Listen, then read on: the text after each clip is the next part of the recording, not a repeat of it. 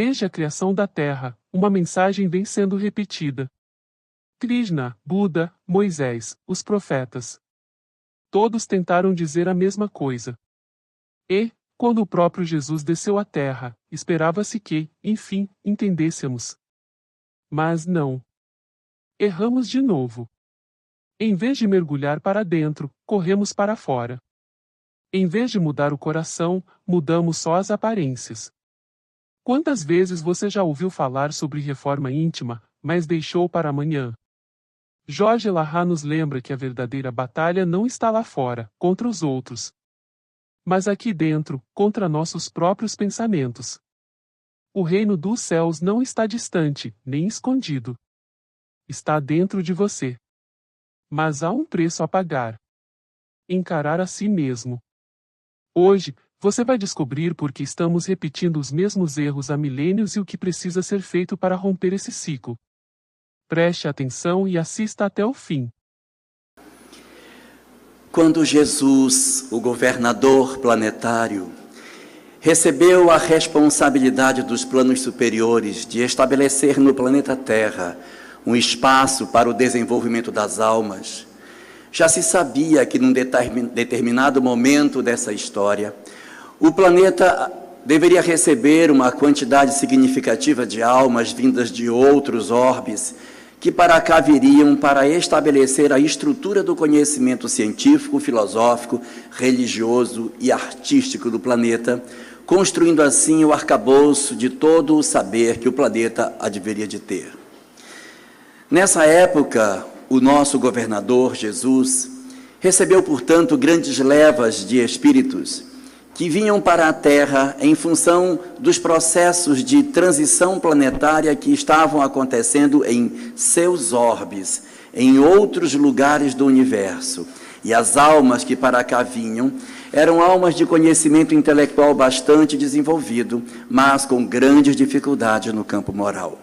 Foi exatamente a fragilidade no aspecto comportamental que trouxe esses espíritos tão inteligentes para que viessem encarnar na Terra, nos albores da nossa civilização.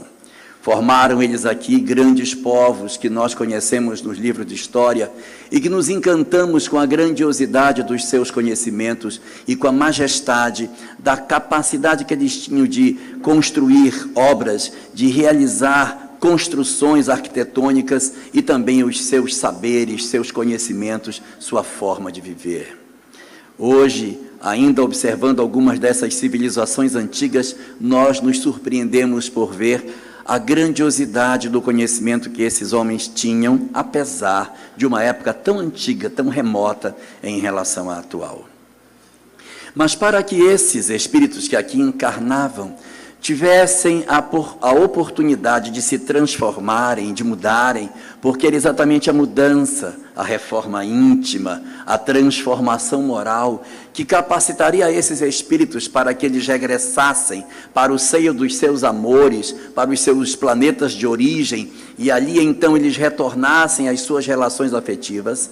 Era preciso que fosse oferecido para esses espíritos um conjunto de informações e de conhecimentos que dessem a eles a condição de eles se modificarem e de encontrarem novas formas de viver. E isso assim se deu.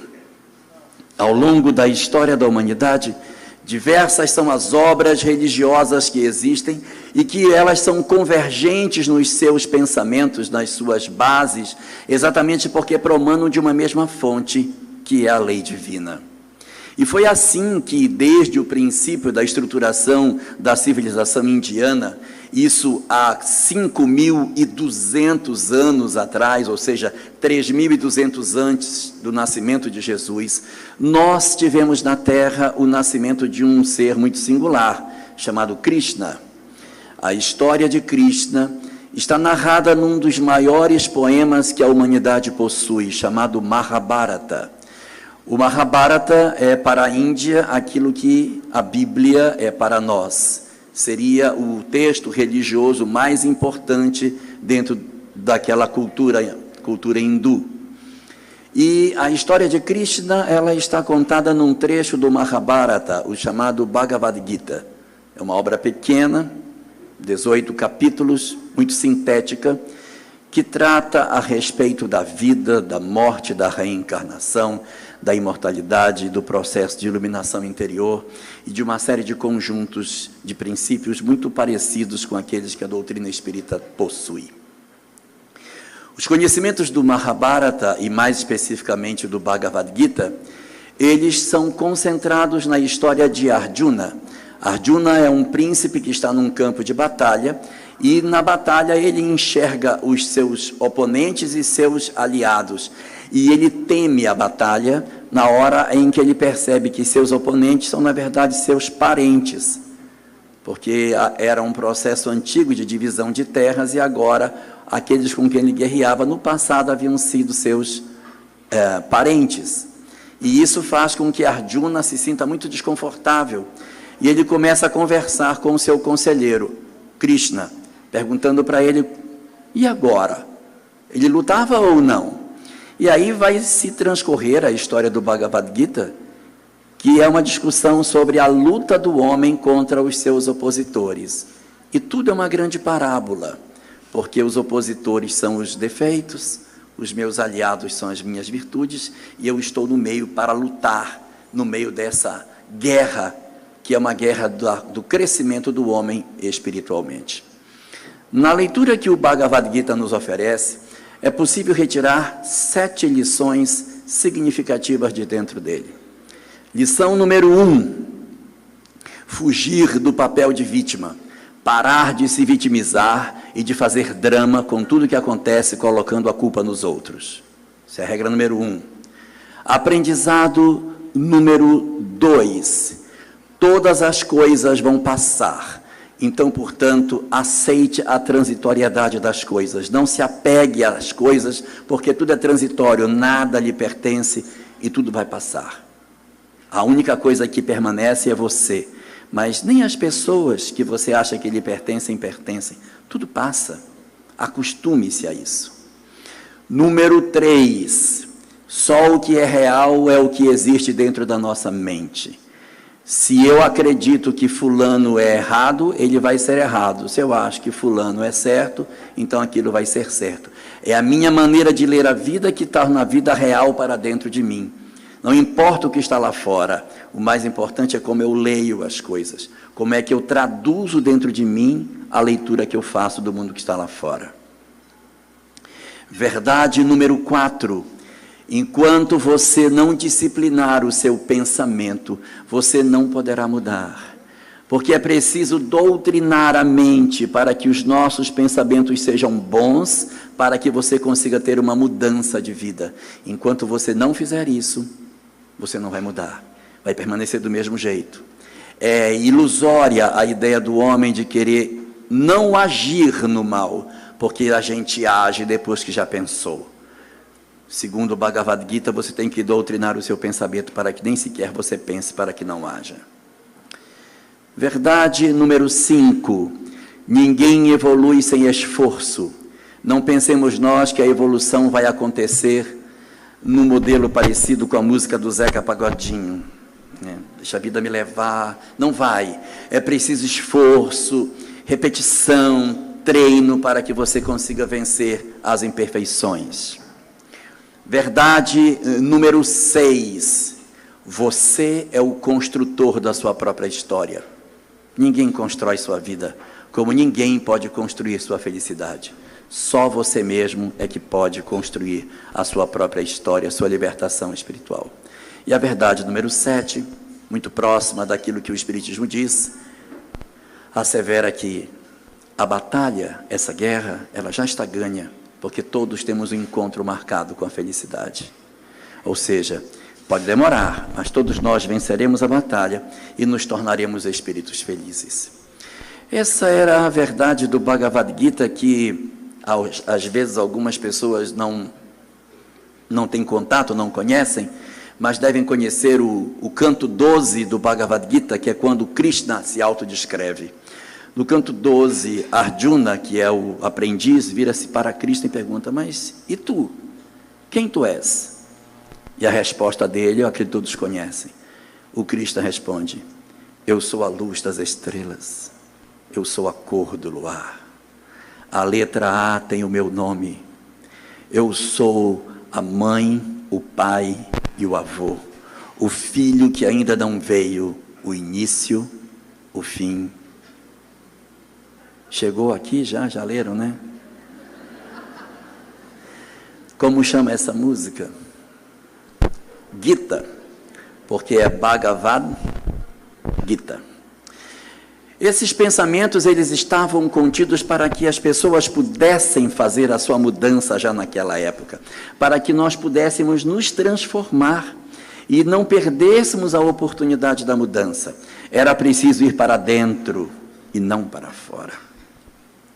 Ali mesmo no Oriente, no 6º século antes do nascimento de Jesus, haveria um outro grande missionário que traria uma mensagem extraordinária, Siddhartha Gautama, conhecido como Buda. O Buda dizia que o caminho para a felicidade estava na capacidade que a gente tivesse de parar de desejar. Porque o desejo vindo no pensamento impedia que nós alcançássemos a felicidade. Era preciso não desejar, era preciso disciplinar o pensar, para que nós então nos despojássemos de Maya, que é tudo de ruim que há em nós, e assim nós alcançássemos a iluminação. O Buda traria uma mensagem extremamente revolucionária que mudaria os conceitos do Nepal e depois se espalharia por todo o Oriente. Hoje, o budismo está disseminado em boa parte do Oriente, exatamente com os conceitos que dizem que o mais importante é a nossa mudança interior, é a busca do eu profundo, do nosso autoconhecimento, do mergulho no interior do meu eu, para que eu me conheça, para que eu saiba quem eu sou, conheça quais são as minhas tendências, analise a minha forma de viver e de pensar, e a partir disso, iniciar um processo de transformação. A mensagem havia chegado também naquela região do Nepal. Mas para o Ocidente, um pouquinho, na região ali da Palestina, nós encontramos alguns conhecimentos muito interessantes, que são os conhecimentos da Cabala. A Cabala judaica, que é muito antiga, ela possui uma série de conceitos extremamente interessantes, e entre eles um que é um veio central da discussão da Cabala, Eitz Haim, a árvore da vida, que estabelece um caminho de autoconhecimento através de 10 instâncias, chamadas Sefirot, em que você vai subindo por essa escada sinuosa até alcançar o ponto mais alto dessa caminhada, passando por 10 etapas diferentes de autoconhecimento, de mudança, de transformação íntima. Cabala está baseada na ideia da imortalidade, da reencarnação, da existência de um Deus único, da existência da comunicabilidade dos espíritos com os homens.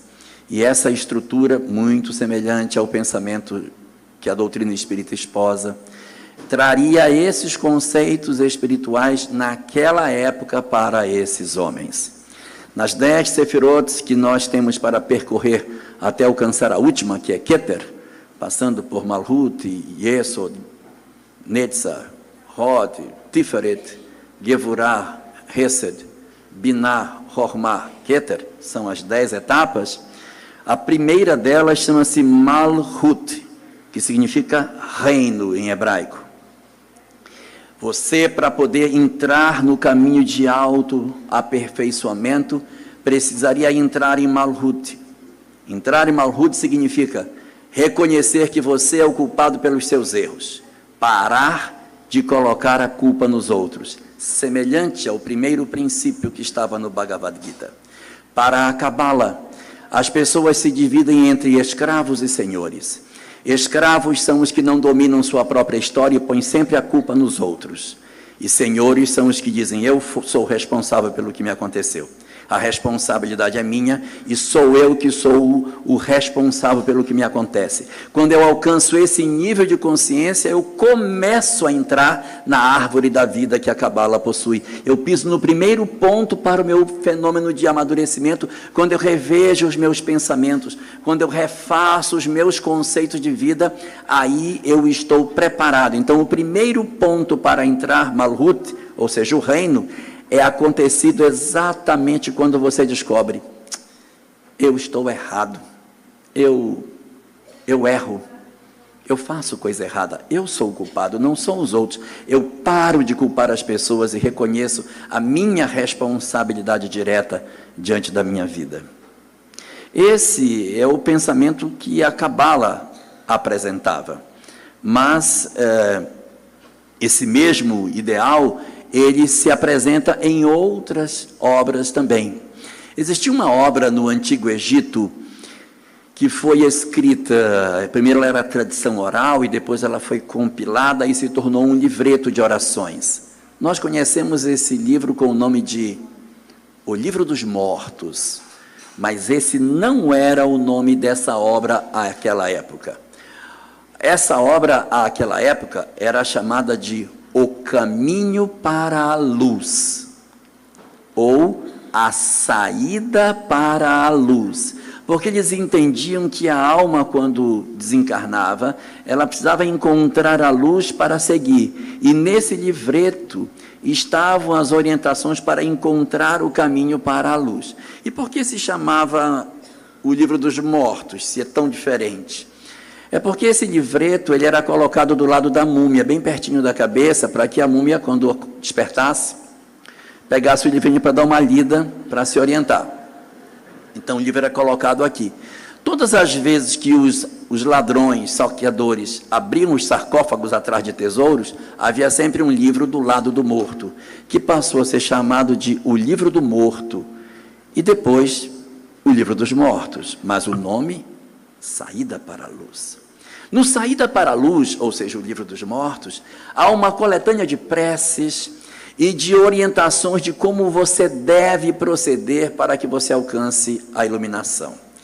E nessas várias orações que existem, há pedidos aos deuses egípcios em favor da alma que estava sendo levada para o mundo dos espíritos.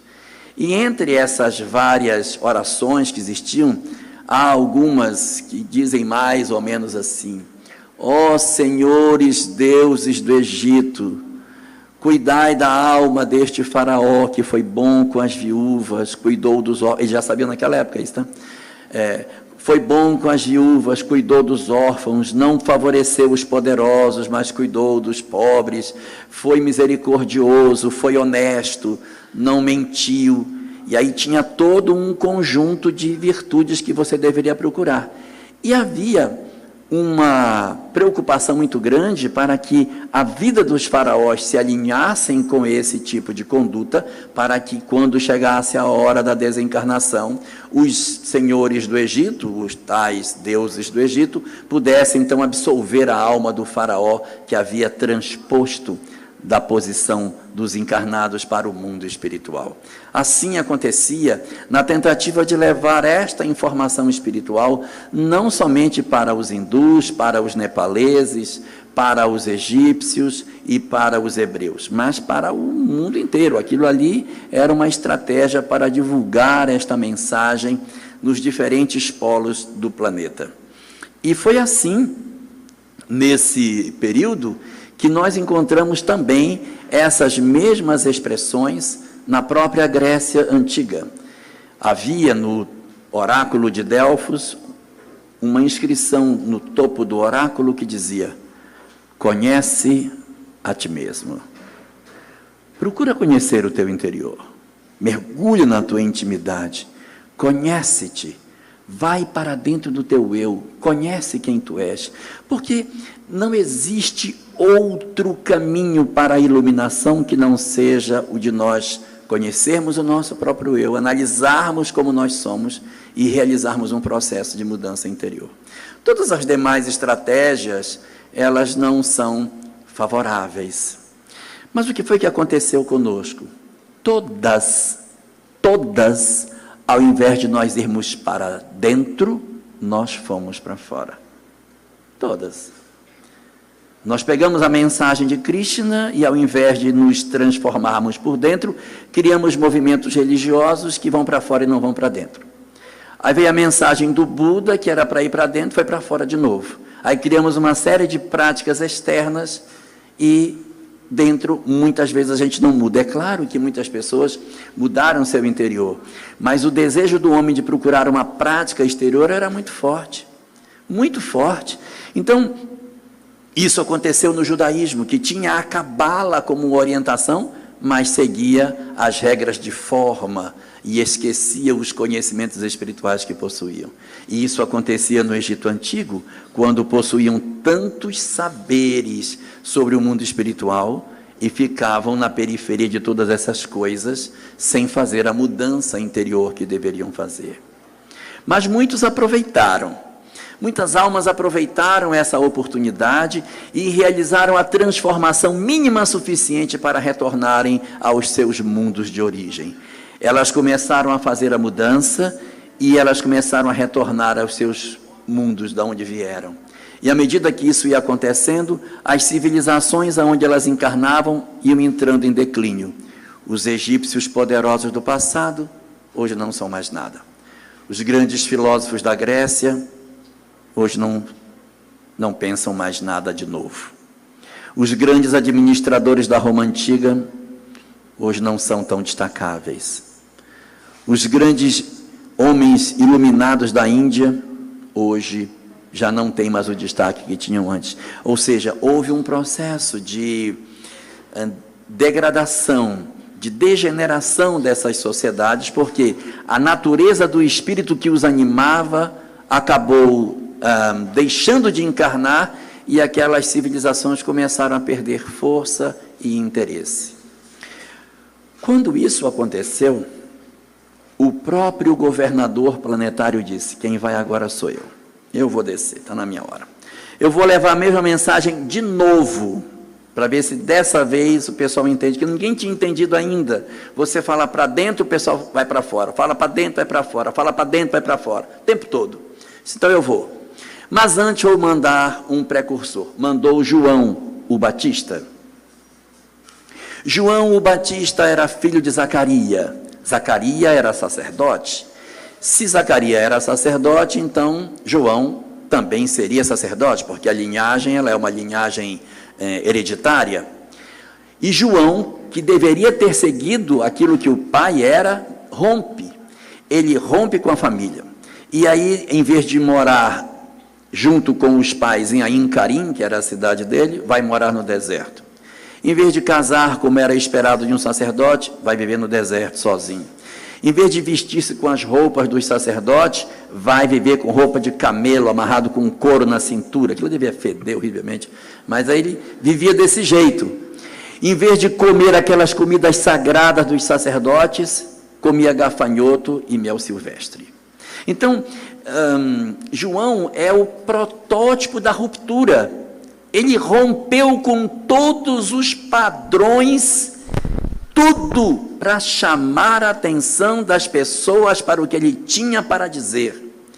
O que ele veio fazer era tão forte que ele não podia estar dentro do modelo de sociedade. Então ele quebra todos os padrões de sociedade.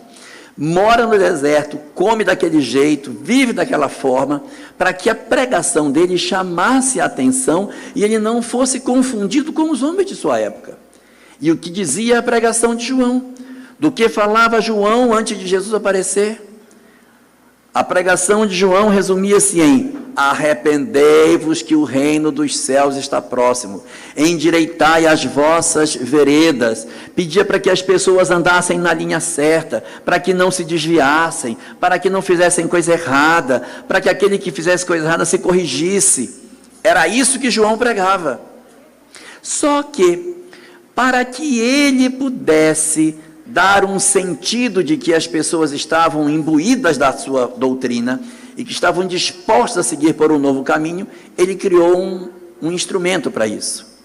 Ele pegava as pessoas, levava para o Rio Jordão, mergulhava as pessoas e molhava essas pessoas dentro da água. E dizia que a partir daquele momento, ela surgiria da água como uma pessoa nova. Pronto. Era só o que a gente estava precisando. Aí a gente esqueceu tudo que ele falava e ficou só com o batismo. Não, o bom dele é o batismo, hein? Isso aí que é o legal. Por quê? Porque a pregação de João me encaminhava para dentro e eu queria ir para fora. Portanto, é muito mais conveniente eu me manter como eu sou e fazer um batismo físico, do que eu dizer, não, eu vou mudar o meu proceder, eu vou transformar a minha forma de viver, eu vou ser uma pessoa diferente. Mas ele não fez isso. O que fez? Ele, na verdade, pregou para que as pessoas mudassem e ensinou o batismo apenas como um instrumento de adesão. Nós invertemos, tanto que o chamamos de João o Batista. O que importa dele é só o batismo. Mas tudo bem, veio Jesus, então agora quando eu for, eu vou mudar isso, porque quando eu for, eu vou levar uma mensagem tão contundente, que as pessoas vão se convencer de que tem que mudar. O que aconteceu? Durante 400 anos, nenhum profeta aparecia em Israel. O povo estava sedento por uma mensagem espiritual. O último profeta em Israel tinha sido Malaquias, 400 anos antes do nascimento de Jesus. O povo ávido por uma mensagem nova. Aí aparece Jesus.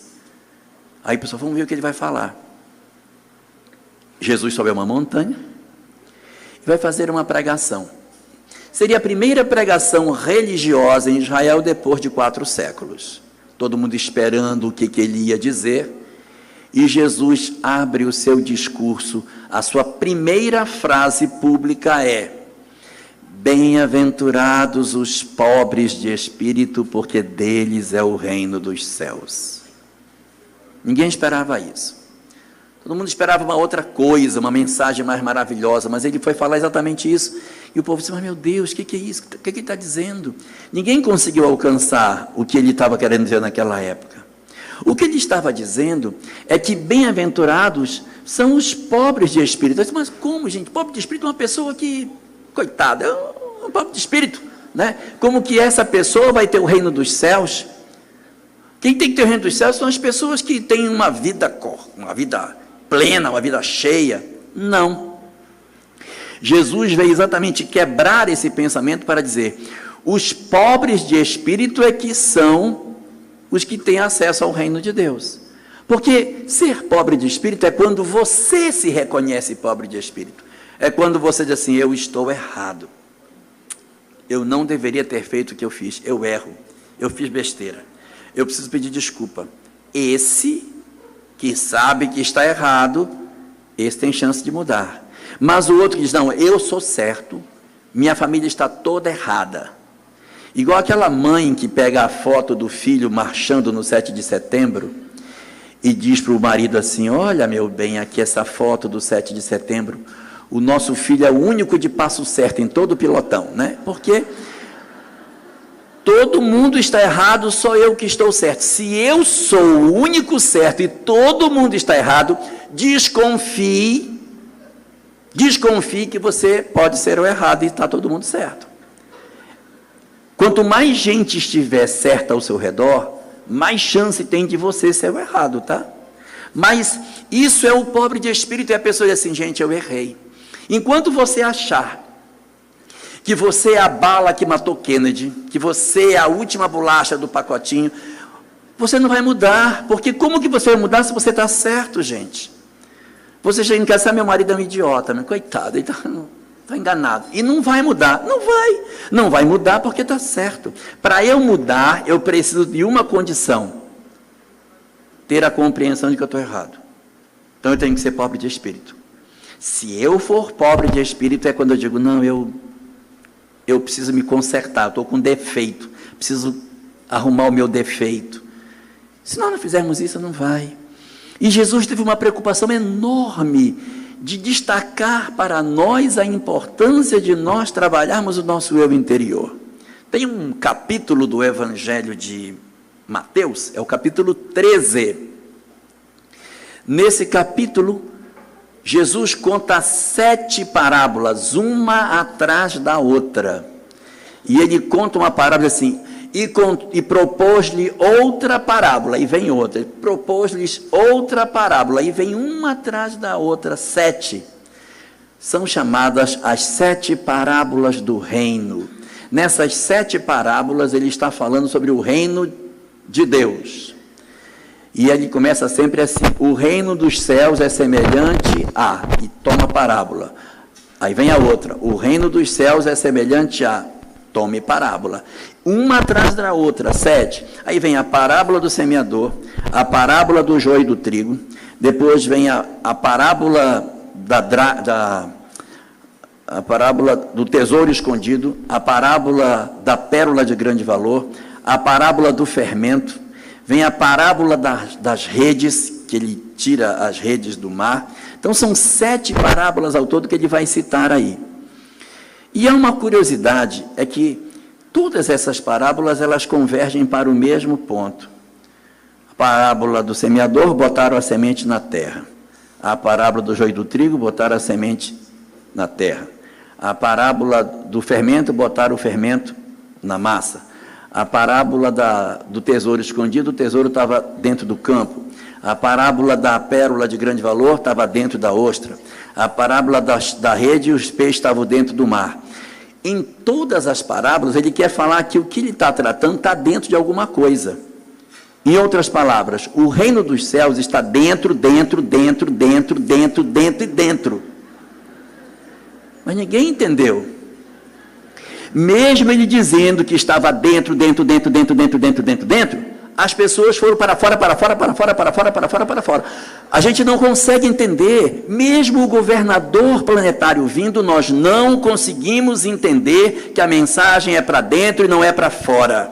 Que o objetivo é a mudança interior. Nós não conseguimos entender isso. Nós somos tão complicados, mas tão complicados, que nós pegamos a mensagem de Jesus e dissemos: olha, essa mensagem é muito boa. Então, como ela é muito boa, nós vamos adorar o mensageiro. E nós passamos a adorar o mensageiro ao invés de viver a mensagem. Se perguntasse: o que diz a mensagem? A mensagem eu não sei, só sei que o mensageiro tem que ser adorado. Do que ele falava? Não faço a menor ideia, mas tem que adorar o mensageiro. E se você não adorar o mensageiro, eu mato você. Nós passamos a matar pessoas em nome do Cristo. É uma coisa completamente louca, porque em nome do amor eu te mato, né? Quer dizer, é totalmente insano, mas nós não conseguimos entender. Ao invés de vivermos a mensagem dele, nós colocamos esse mensageiro Jesus no altar, divinizamos a sua imagem, mas esquecemos de viver o que ele falava. O mais importante era não cultuá-lo, mas viver o que ele estava dizendo. Falar sobre o amor, perdão, era tratar as questões daquilo que ele apresentava como verdade, ao invés de nós nos abraçarmos com tantas loucuras que o mundo nos apresenta. Nós, então, mais uma vez, ao invés de irmos para dentro, fomos para fora. No fim, tudo se resume a uma palavra: amar. Não viemos à Terra para acumular bens, provar pontos de vista ou colecionar vitórias sobre os outros. Viemos para aprender a amar. E isso, muitas vezes, significa suportar, compreender e acolher quem a vida colocou ao nosso lado. Não é fácil. É um trabalho diário, interno, silencioso. A doutrina espírita, como lembra Jorge Larrat, não existe apenas para provar a vida após a morte ou ensinar sobre reencarnação. Ela nos foi dada para que, diante dessas verdades, tomemos a decisão de mudar. E a disciplina do pensamento é o primeiro passo para a reforma íntima. Porque, se você continuar alimentando raiva, inveja e orgulho, estará marcando o encontro com essas mesmas dores no futuro. Mas se mudar agora, se aprender a amar e perdoar, estará construindo um caminho novo, livre de velhos fantasmas. Então, hoje, diante dessa mensagem, a pergunta é: você vai continuar vivendo para fora ou vai, finalmente, olhar para dentro? Compartilhe essa mensagem com alguém que precisa ouvir isso. E escreva nos comentários: qual mudança você decide começar hoje?